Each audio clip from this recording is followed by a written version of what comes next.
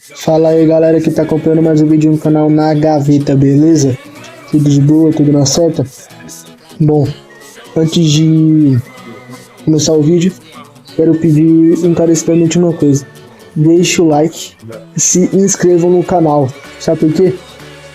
Tô percebendo que o canal tá dando boas visualizações, principalmente nos vídeos. Tem vídeo batendo 600 visualizações, os shorts estão batendo 1500 visualizações, mas tá tendo só 53 inscritos no canal. Ó, bora fazer uma meta? Me ajuda aí. Ó, até o fim do mês, o mês tá acabando já, eu quero bater 100 inscritos. Então compartilha aí para seus amigos, compartilha aí para seus parentes vídeo aqui do canal, porque hoje eu vou mexer com a nostalgia. E por que eu vou mexer com a nostalgia? Vou voltar lá para 2010, o ano que eu nasci, né? Sou jovem e tava bombando em 2010, Waka Waka. E por que eu tô falando de Waka Waka? Então eu vou falar sobre o grupo do Brasil na Copa de 2010, que era composto por Costa do Marfim, Portugal e Coreia do Norte, além, claro, da nossa seleção.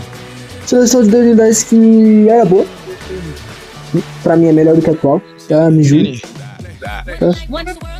mas tinha alguns problemas, porque faltou convocar jogadores que estavam bem no momento.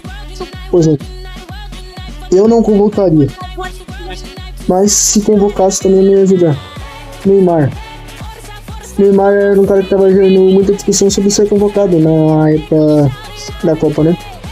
Junto ali com o Ganso. Pra mim o Ganso merecia mais, porque o Ganso é mais experiente do que o Neymar, estava jogando tão bem quanto ele. Então pra mim você tem que jogar a Copa do Mundo sendo experiente. O Neymar tinha um ano e pouquinho de profissional, então acho que eu esperaria o Neymar pegar mais tempo. Mas, por exemplo, o Ronaldinho ficar fora da Copa de 2010 é injustificável, porque ele estava jogando bem na Copa de 2010. Ó, vou trazer dados aqui importantíssimos para vocês sobre o Ronaldinho. O Ronaldinho estava no Milan. Obrigado. Milan, que era uma equipe boa. Não era o Milan que ganhou a Champions de 2007, mas tinha bons jogadores ali no elenco, né? Tinha um Pato também ali em 2010. E depois dessa temporada boa no Flamengo, né? Flamengo de 2011, que era interessante, né?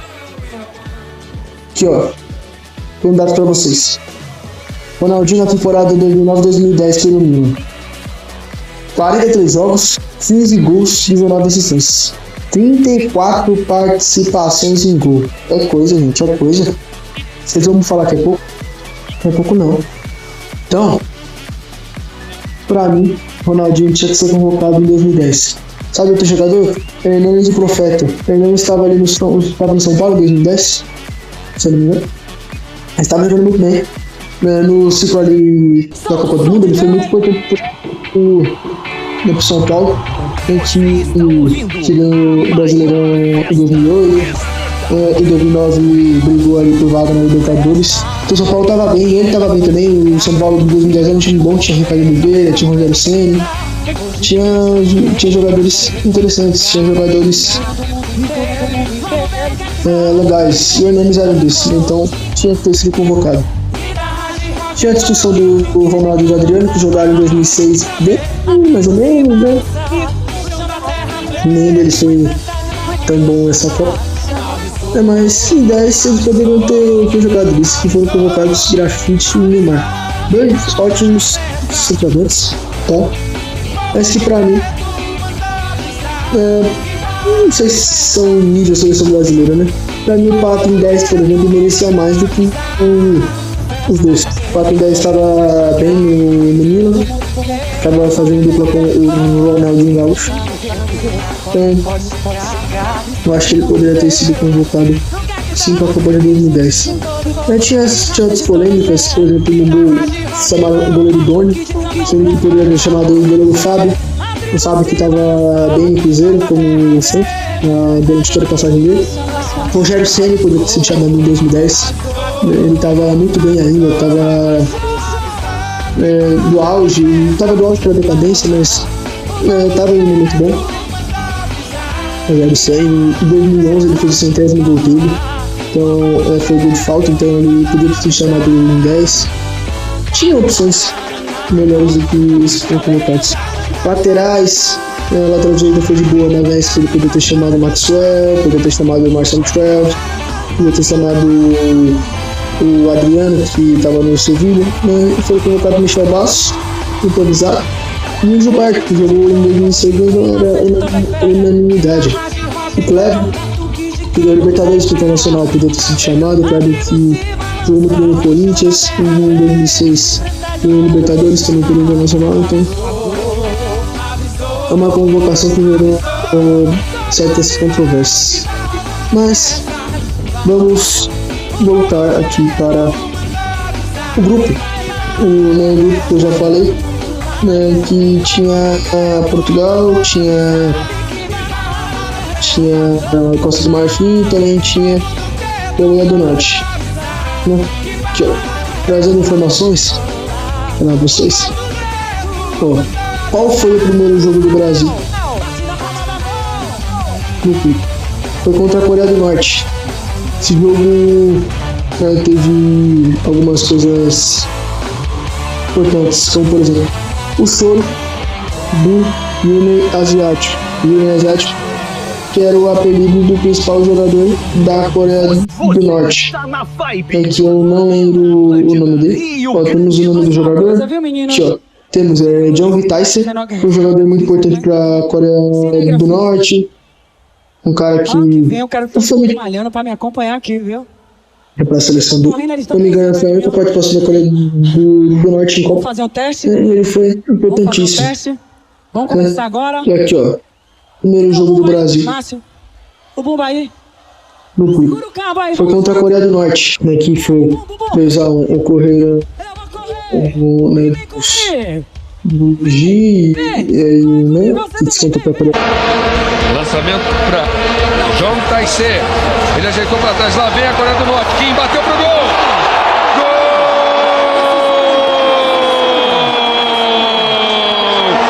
É da Coreia do Norte. Yoon Nam-ji. Vem aí Daniel Alves.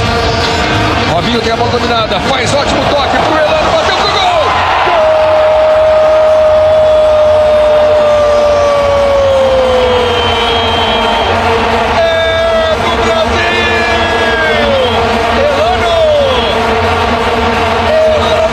Elano, que junto ali com o Kaká, reinava no meio campo da seleção brasileira de 2010. Felipe Melo. Pro Elano. Maicon passa com muita velocidade. O Elano viu. Beleza de bola. Maicon bateu pro gol. Gol!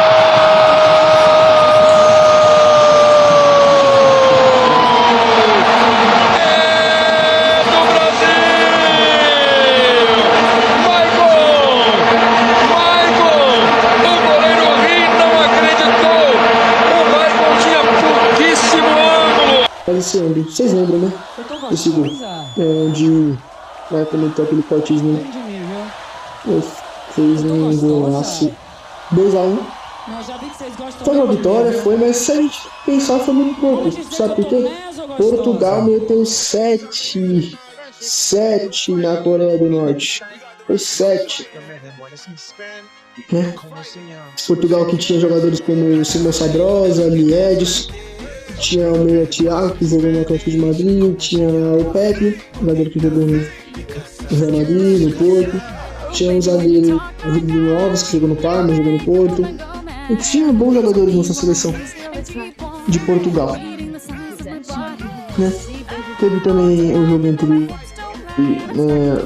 na primeira rodada, foi de Costa do Marfim e Portugal, e foi 0-0. Um joguinho meio xoxo, 0-0. Mas teve estrelas importantes nesse confronto.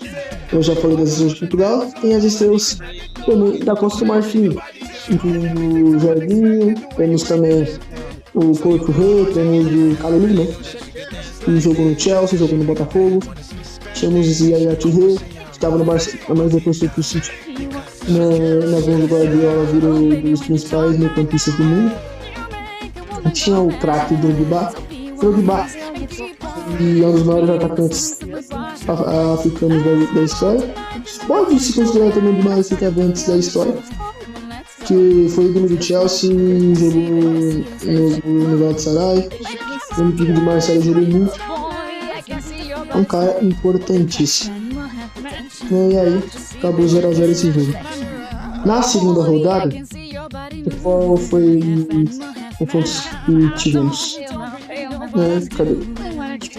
Segunda rodada, tivemos Brasil 3, Costa do Marfim 1, e aqui eu já citei do 7x0 Portugal contra a Coreia do Norte. O Brasil venceu 3x1, bom jogo, conseguiu vencer bem.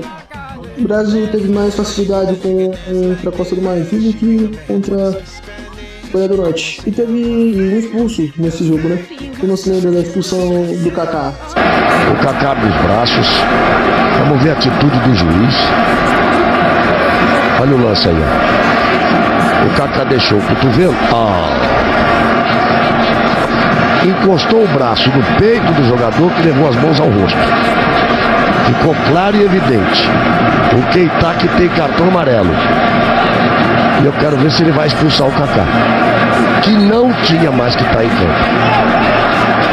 Ele chamou o Kaká, ele vai expulsar o Kaká, e não tinha mais que estar em campo. Aí o Kaká está sendo chamado. E aí está. Olha, há mais de 15 minutos nós estamos dizendo que isso ia acontecer. É falta de experiência de quem está do lado de fora. Está expulso o Kaká. E há mais de 10 minutos, sei lá, Falcão, a gente está dizendo que isso poderia acontecer. Em relação... O Kaká tem experiência. A expulsão mais doida da história. Uma expulsão onde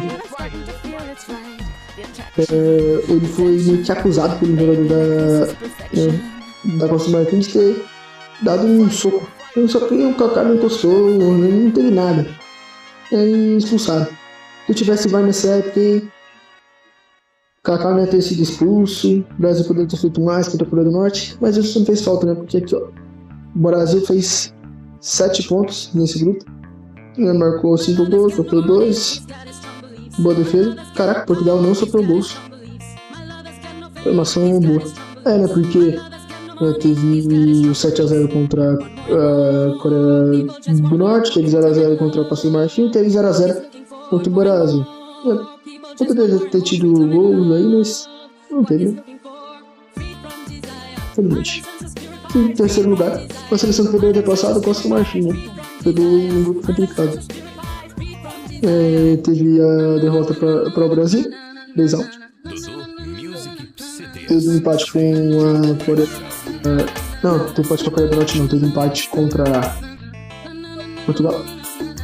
Enquanto a Coreia do Norte também foi 3x0. Foi melhor que o Brasil. O Brasil meteu 2x1 só. O que o Brasil tomou o gol da Coreia do Norte? Olha a seleçãozinha fraca, hein? Era pra ter feito melhor. O Brasil vacilou. Mas não fez diferença. É porque o Brasil conseguiu ter uma boa campanha. Mata-mata. Vocês sabem um pouquinho da história. Felizmente o Brasil perdeu por causa de uma falha conjunta tanto do Felipe Melo quanto do Júlio César.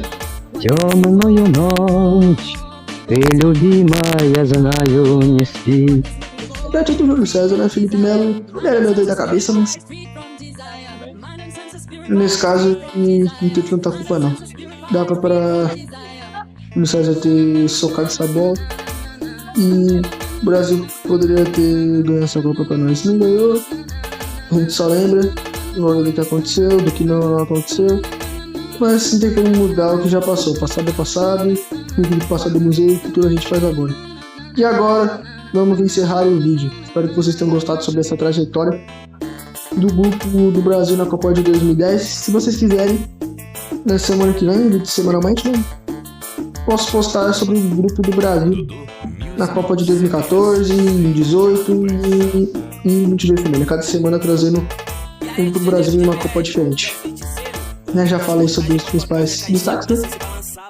Se eu não falei, vou falar de novo. Foram basicamente o Luiz Fabiano e Robinho, né? Os dois atacantes do Brasil que mandaram ver e fizeram com que a seleção pudesse ir mais adiante. O Luiz Fabiano fez 3 gols nessa Copa. Robinho foi importante principalmente contra a Holanda, né? O Brasil perdeu, mas ele fez o gol da seleção brasileira. Não. Robinho, a situação dele hoje em dia tá deplorável, né? Porque foi preso, mas como jogador é um cara inquestionável.